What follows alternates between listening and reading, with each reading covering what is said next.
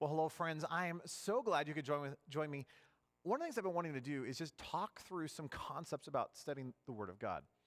Thank you for joining me in this study in the book of Colossians.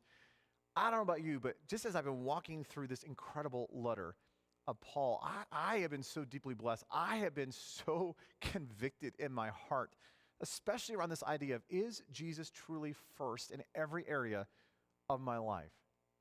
Well, when it comes to Bible study, hopefully you've been walking through the study guides that I've been preparing for you, and hopefully those have been a blessing to you. I've been just kind of wrestling through saying, okay, we obviously can't go into the nitty-gritty details of this letter, so how can we just wrap our minds around the big emphasis of what Paul is doing throughout his letter? And so hopefully those have been helping you and just kind of steering you as we've been walking through this letter. But I wanted to step back and give you just an overarching concept. Now, if you've heard me speak, whether you've been part of the program of discipleship that I teach at, or whether you listen to my podcast, or whether you're just listening to me around, I typically bring this up at some point. And it's this idea of saturation. See, I'm a big proponent of not just coming to the Word of God and just quote unquote studying it or just reading it.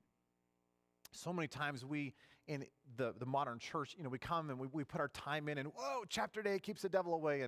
And we do all the right things and we check it off our list and we feel really good because, well, I did my Bible study for the day.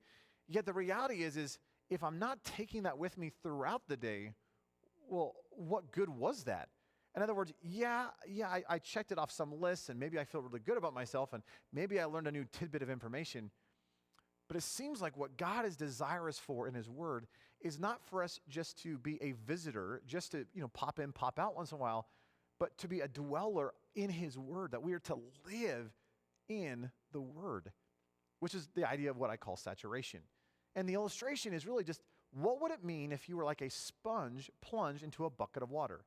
See, if you took a sponge and you put it in a bucket of water, you'd have to say, well, that sponge is soaked and saturated and permeated with the water. It is just completely full with the water. What if you and I were that way with this book? What if you and I were just soaked and saturated and permeated with the Word of God? This wasn't just something that I came and visited and checked it off my list and, whoa, chapter 8 keeps the devil away. What if I just began to live in this all the time?